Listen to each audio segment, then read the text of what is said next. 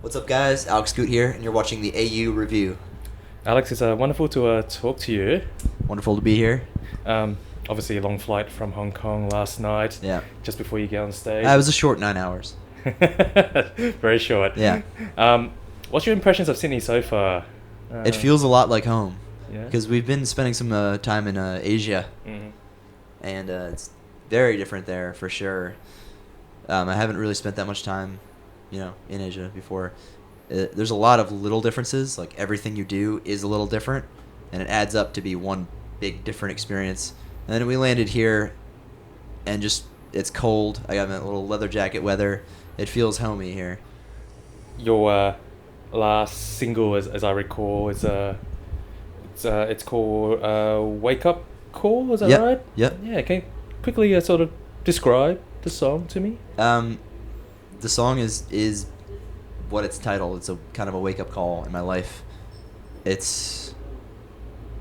I had a melody and no lyrics written for a long time, and then I just kind of lost myself musically for a good 6 months. I was writing all this music for the Wake Up Call EP, and that song finally came together near the end, and I summed up the whole experience as a wake up call, lyrically and musically. That's what it was for me. I guess a change in my life, moving on, kind of maturing a little bit. Yeah. I had a look through your YouTube channel today, and obviously, for any YouTube artist, I always check out the subscriber numbers. And yeah, 1.9 million last count. Almost up to 2 million, yeah. That's pretty phenomenal number. It's getting up there. It is pretty crazy. Do you sometimes reflect on that and goes, holy cow, I've got that many people following me? Yeah, it looks like a number, really. It doesn't even feel like 2 million should feel. It looks like a number. But when you come out and play live and play for people, it comes to life, of course. Like, you actually see the people behind the numbers. And that's how we can go to all these Asia tours and yeah, tours exactly. Australia. Then it's obvious that there's real people behind all of it. Mm-hmm. I'm going to talk a little bit about New York now, since you're a New York native. Yeah. Firstly, not a New York question, but what's the first album you ever bought? Green Day, Dookie. Very nice. Yeah. Very nice. Yeah.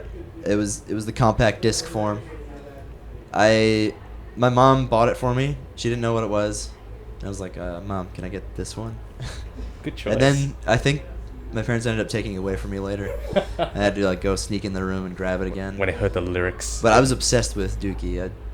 I played that thing probably till it didn't play anymore. I don't know if you can do that to CDs, but yeah. Favorite place to hang out in New York? What's your favorite place? I actually don't live in New York City. I live kind of north of it, which is it's a funny misconception about New York is you say New York as in the state. People always assume New York City, and really you could drive from one point of New York to the other 9 hours straight, and 1 hour of that will be the city. 8 hours will be farmland and nothingness. But when I'm actually in the city, I really only go there for business meetings. I don't like New York City, to be honest. I have a place in LA now, and I like LA a lot more. New York is very cold and windy, and I don't enjoy a lot of places there. So we can say the Statue of Liberty is my favorite place. Best place for a first date? LA. Oh, in LA? That's a much harder one, I think. Yeah. All right, there's a place called Connie's Burgers. Oh. That's the place we were going to want to go on a date, or In-N-Out. Of course. Carney Burgers. Now we got to put that on our list, because since AU goes to LA there you a go. lot. You look it up. Definitely. Okay. If you could spend an hour with someone, who would it be? John Mayer. Why is that? I just want to hang out with him. Even if he doesn't say anything to me, I just want to hang out with him. I think he's cool.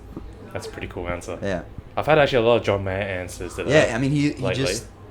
Wait, lately? Yes, for this answer. This See, question he becomes about... more and more elusive over the years, too. So, it's more of an attractive answer. My answer probably would always be John Mayer, though.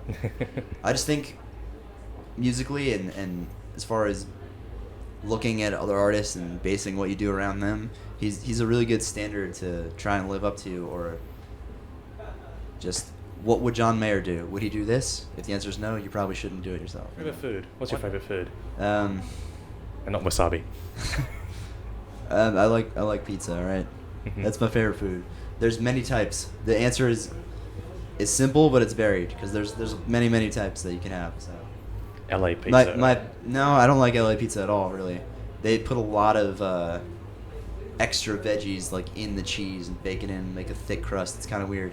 I really like super thin pizza. Definitely some New York pizza. Like bacon pineapple is my favorite. I would say. Ooh, nice mix.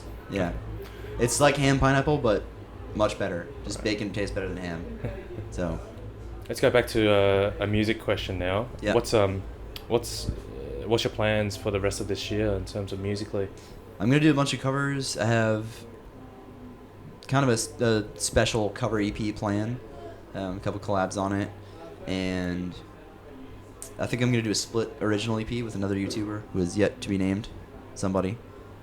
Exciting. Yeah. Sounds exciting. Yeah, it's very exciting. As far as original music, I don't even know yet. I never plan on original music. It just kind of happens. So maybe I'll surprise myself and we'll see. What is the songwriting process then for you? Do you actually have a set routine when you say, okay, I'm going to write a song, or something comes to your head, or? Not so much a routine. It often happens in the middle of me doing something more important. And I'll just turn around and start playing. I have my piano like behind me in my studio setup. And I'm like, I'm going to take a break from this important thing that I'm doing and just start writing random ideas. And that's kind of where the best stuff comes from, when you're distracted with something else. My last question, obviously I gave this against the current as well. Let me see what you have here. This is the Vegemite challenge. Oh, this God. is the Australia's favourite spread. Okay. So there's a challenge with it? Yeah, so you just basically taste it. So if you can just open a jar and just sort of have a smell first. Okay. And grab a little sort of finger and have a taste of it. I see little finger marks in here. It has been. Can you hold this for a sec? Of course. Okay. So just... Yeah? Yeah. Is that enough? Yep, that's enough. Okay, so... Tell me what you think. I actually really like it. You like it? I really like it. Oh, yeah, cool. I've never had that before in my life. Salty. It smells like salty tar. Tastes better. I don't know. I think that on a piece of toast might be... It almost has its own like butteriness to it. I don't know what's in there, but you can't get it in the U.S. You can't buy it. You can't ship it. You can't anything. You would have to smuggle it there. There's no way. So I've tried before. Have you? Yeah, I mean the name is just it's in like that Men at Work song. I'm like, Vegemite sandwich. Yeah. What is that like? I've always wanted to know. So Very good. Well, I'm glad you like it. yeah, And I'm looking forward to seeing you on stage later tonight. cool. It's gonna be a lot All the of fun. best for the rest of this year, and also for Melbourne as well. You'll be in Melbourne very shortly. Yep. Melbourne. Yeah. And Melbourne. Melbourne. Melbourne. Melbourne. Yeah. And yeah, look forward to hearing this secret collab that you've got coming up soon. All right.